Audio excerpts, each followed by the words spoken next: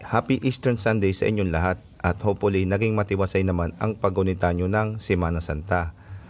Pero ngayong araw na to, i-continuous naman natin ang ating part 2 ng polysynthetic oil, good or bad pa sa inyong motor.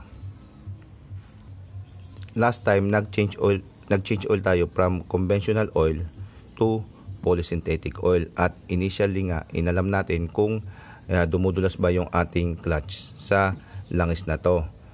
Pero na-experience natin na hindi naman siya dumulas at that time. So ngayon naalamin natin kung ano ba talaga itong polysynthetic oil, ang kanyang mga properties sa simpleng explanation lang. Unang-una, ang polysynthetic oil at itong conventional oil ay iisa lamang ng pinanggalingan. Ito ang crude oil na minimina natin sa ilalim ng lupa. Tapos pareho lang din silang nirefine para maging puro. So wala pala dapat tayong ikatakot kasi itong conventional motor oil at itong polysynthetic oil ay pareho lang pala itong ng pinanggalingan at iisa lang din yung kanilang properties na sila ay parehong langis. So ang pagkakaiba lang ng dalawa na to is yung purification or yung pagpupuro. Ito ay pinuro, itong polysynthetic oil ay pinuro ng mas purong-puro at pinadaan sa mga refinery ng mas mahabang proseso at dinagdagan ng mga additives tulad ng anti-detergent at anti-oxidation, kaya lalo siyang mas pinaganda. So kaya pala mas mura itong conventional oil at mas mahal naman itong polysynthetic oil dahil nga sa kanyang pinagdaanan na mas marami, tulad ng dishwashing paste natin na syempre ang mas maganda is yung puro, kasi nga sa hindi puro marami ka nang nailalagay, hindi pa siya madulas, pero yung purong dishwashing liquid is napakadulas. So pareho lang pala siya rito. So iyan ang kauna-unahan niyang properties, kaya pala madulas itong polysynthetic kasi siya ay purong-puro. So bukod sa purong-puro, dinagdagan nga siya ng mga additives na maganda. Then kaya wala siyang sludge, kaya pala matagal siyang umitim kasi wala siyang mga impurities. Di tulad nito, madaming impurities kaya mabilis palang umitim at magpalit. Kaya pala matagal magpalit ng polysynthetic kasi nga walang impurities. So iyan yung isa pang maganda dito sa synthetic oil. So ayan, nasabi na natin yung pagkakaiba o pagkakapareho ng dalawa. So ito yung aking mga na-experience nung ginamit ko yung motor ko. Ito ang nakalagay na langis. So wala naman ako na-experience na puro good, puro best nga ang na-experience ko nung gumamit ako ng polysynthetic. Unang-una is naging smooth tong aking engine. Nawala yung vibration, nawala din yung noise.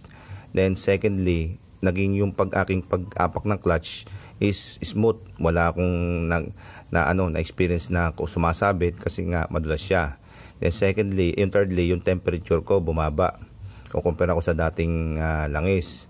Then yung tagal ng pagpapalit ko. Mas matagal ako magpalit kasi nga nakikita ko, pag tinitingnan ko yung langis ko, mas matagal siyang umiitim. So yan yung aking mga na-experience sa gamit ng polysynthetic oil.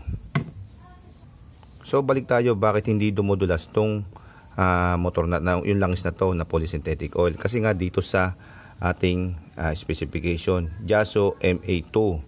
So yung specification ng motor nyo, kung titignan nyo, nakalagay doon is JASO MA. Ibig sabihin yung JASO MA, pwede kang gumamit ng MA1 o MA2. So ano ba ibig sabihin ng MA na to? Yung ibig sabihin ng MA na yan kasi itong motor yung langis na to is dinesign para sa mga wet clutch na tinatawag. O yung clutch mo is nasa loob ng makina mo na kasama ng oil mo. So yan ang number 1 na titignan mo sa pagpili ng oil. Pag naka wet clutch ka, dapat ang bibili mo langis ay MA. So ito yung ating pagkakaiba ng MA1 at MA2. Yung kanilang coefficient of friction. Kasi ito, tignan mo yung MA1, yung dynamic friction niya is 1.45 yung kanyang coefficient of friction. Ang MA2 naman is 1.8. So ibig sabihin mas mataas or mas maganda yung kapit nitong MA2. So kaya ito ay very good sa ating clutch system. So isingit ko na rin at baka may magtanong na naman ano ba yung dynamic at saka static friction. Yung static friction unang-una, for example, ito yung clutch nyo, yung clutch place on tension. Yung hindi pa siya naggumagalaw, hindi pa siya nagmo-move at may friction na sa gitna yan. So yan na tinatawag na static friction, friction at rest. Yung dynamic friction naman pag umikot na yung clutch nyo.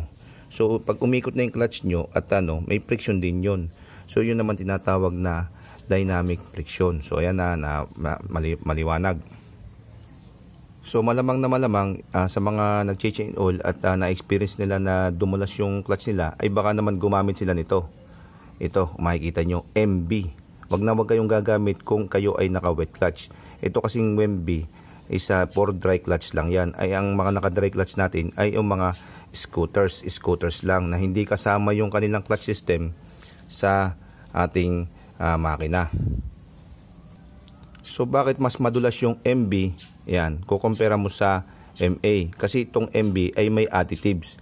May additives to na friction modifier. Yun yung nagtatanggal o nagbabawas ng friction sa langis. So kayong mga naka-scooter dyan, ito yung bibilin yung langis. Dahil ito ay lalong mas madulas at siguradong mas tatagal pa ang inyong mga motor. Di hamak ng mas madulas tong MB, kukumpara mo dito sa MA. So yan, kaya nga dahil nga sa friction modifier. So ayan, nalaman natin yung kakahibahan ng polysynthetic na MA to MB. At hopefully nakatulong tong ating video para din sa pagpili ng motor nyo na aangkop kung kayo ba ay wet clutch or dry clutch. So hanggang dito lang yung video natin at hopefully naliwanagan na tayo lahat kung bakit hindi dumudulas yung ating clutch system kahit gumamit tayo ng polysynthetic oil dahil dito sa MA. So hanggang dito na lang. Paalam sa inyo. Paalam.